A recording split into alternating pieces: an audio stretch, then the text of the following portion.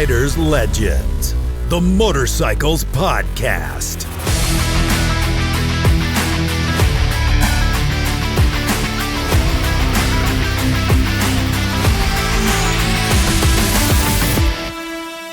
Bonjour à tous et bienvenue sur Riders Legends, le podcast francophone qui parle Harley-Davidson. Aujourd'hui, je vous propose de retourner dans le passé de Milwaukee pour aborder les 20 premières années de la marque. Mais avant toute chose, je tenais à remercier les premiers abonnés qui ont rejoint la chaîne YouTube et ceux qui ont rejoint le podcast. Merci à vous, ça me fait chaud au cœur. Merci pour les commentaires que j'ai pu recevoir, que ce soit à la concession ou ailleurs. Ça me fait vraiment chaud au cœur. Merci à vous tous. Afin de faire connaître la chaîne, je vous invite bien évidemment à vous abonner si ce n'est pas déjà fait, à la partager autour de vous à tous les passionnés de la marque pour qu'ils puissent découvrir avec vous ce podcast. C'est hyper important pour assurer le succès du début de la chaîne.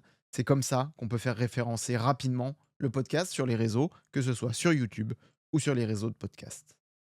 Alors, repartons à Milwaukee en 1903 où on va rencontrer deux garçons à qui l'avenir réserve une histoire pas tout à fait comme les autres. L'histoire commence en réalité en 1901 quand William Harley, 21 ans, et Arthur Davidson, 20 ans, essayent de bricoler un moteur d'Odion-Bouton pour l'adapter sur une embarcation pour aller pêcher. Finalement, c'est en 1903 que William Harley et Arthur Davidson construisent un prototype de bicyclette motorisée dans l'abri de jardin des Davidson. Après quelques déconvenues, ils vont recevoir l'aide des frères d'Arthur Davidson, William et Walter Davidson. Leur premier modèle de production est la Silent Grey Fellow, un monocylindre à soupape d'admission automatique dépourvu de boîte de vitesse. La Harley-Davidson Motor Company est fondée officiellement le 27 août 1903. Cette première année, seulement 3 motos seront produites, 3 motos dont la puissance s'élève à 2 chevaux pour une vitesse de 40 km/h. En 1904, les premières motos sont vendues, dont 3 à un certain Carl H., pour sa structure à Chicago, qui deviendra la première concession de la marque, et une à un certain Monsieur Meyer. Cette étape marque un jalon important pour la jeune entreprise, et la Silent Grey Fellow est vendue pour $200, soit environ $6,000 de nos jours. En 1905, ça marquera l'arrivée de la Serial Number 1, dont il s'écoulera 8 exemplaires cette même année. Ce n'est ni plus ni moins qu'une amélioration des 3 premiers prototypes, et le premier employé de la compagnie arrive également cette même année. En 1906, l'entreprise ouvre son premier atelier sur l'avenue Junot à Milwaukee, avenue qui deviendra plus tard Chestnut Street, qui reste le siège social de la marque encore aujourd'hui. En 1907, les fondateurs structurent l'entreprise, Walter Davidson devient alors président, William Harley est nommé ingénieur en chef, Arthur Davidson prend en charge la partie commerciale et William Davidson dirige l'atelier. La société double de taille avec 18 employés à plein temps et les actions sont réparties entre les 4 fondateurs. Walter Davidson incite à produire des motos plus grosses et plus rapides pour remporter des courses.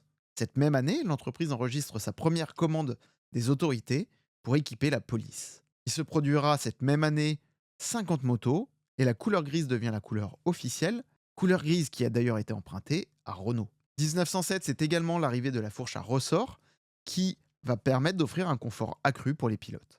En 1908, Walter Davidson participe aux premières compétitions avec sa moto personnelle, remportant plusieurs victoires qui vont booster les ventes chez les concessionnaires. Il faut savoir qu'à cette époque-là, les courses de moto, ça ressemble plutôt à ça.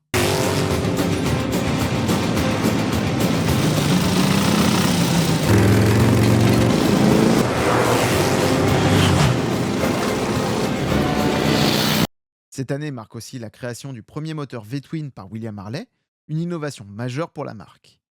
Harley-Davidson vend sa première moto à un service de police à Détroit et produit au total 450 exemplaires cette année-là.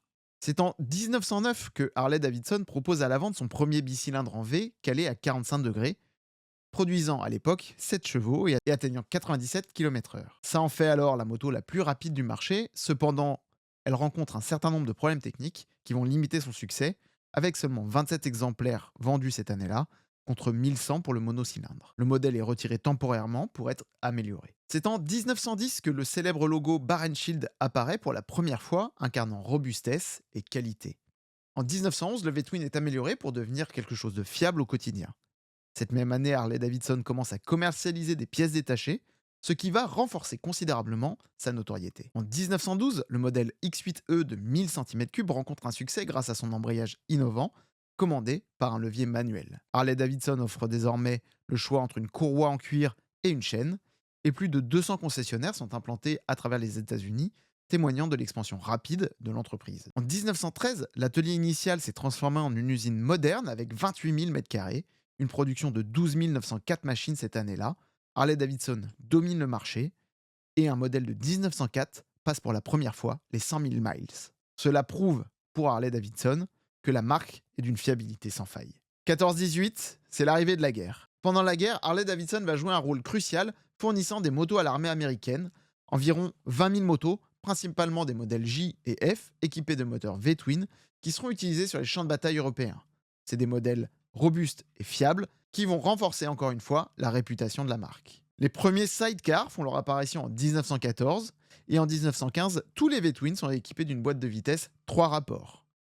Des modèles de mitrailleuses vont même être intégrés sur les sidecars, spécialement pour la guerre. En 1917, Harley va également développer son programme de formation mécanique pour les soldats. C'est une première dans l'industrie. Après la guerre, en 1919, Harley-Davidson innove avec le modèle WJ Sport Twin, un bicylindre à plat conçu pour offrir une conduite plus confortable et réduire les vibrations.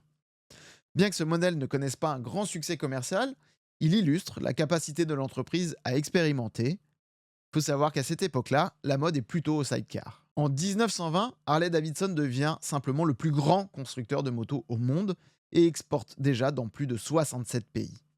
La production annuelle atteint un record de 28 189 machines cette année-là. C'est également l'introduction des premières motos avec des pneus à profil bas qui vont offrir une meilleure tenue de route. C'est aussi une année de records. Red Parkhurst et Fred Ludlow vont battre 4 records, dont un record de vitesse de 84 miles avec un sidecar sur la plage de Daytona Beach.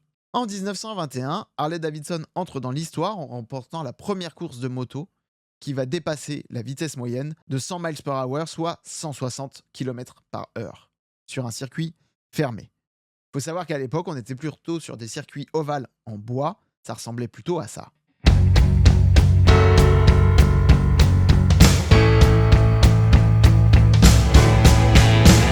You can fly higher than the sky, shine brighter than the stars. You can have all you ever wanted.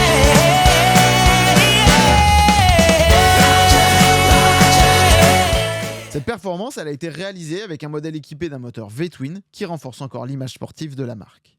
C'est peu connu en Europe, mais aux États-Unis, l'image sportive de la marque est extrêmement implantée. En 1922, Harley-Davidson va introduire le moteur JD, un bicylindre en V de 1200 cm3 qui va offrir plus de puissance et plus de fiabilité. Ce moteur devient rapidement un moteur favori pour les motards et les forces de l'ordre. En 1923, Harley-Davidson commence à diversifier sa gamme en proposant des accessoires et des équipements pour les motards, comme des casques et des vêtements. Cependant, la concurrence croissante oblige l'entreprise à innover pour maintenir sa position de leader, et c'est aussi la naissance du Hog. Mais malheureusement, ça marque aussi la fermeture temporaire du département course de chez Harley-Davidson pour faire face aux difficultés financières de la marque. Voilà.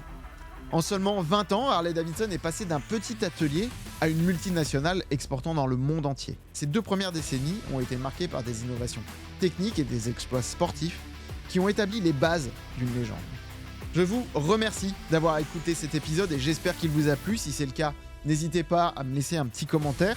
Si j'ai fait des erreurs, n'hésitez pas également à me corriger, c'est possible. J'ai trouvé plusieurs sources et des dates qui ne sont pas toujours très exactes. Donc si jamais vous avez des infos ultra fiables, je vous invite évidemment à me les partager.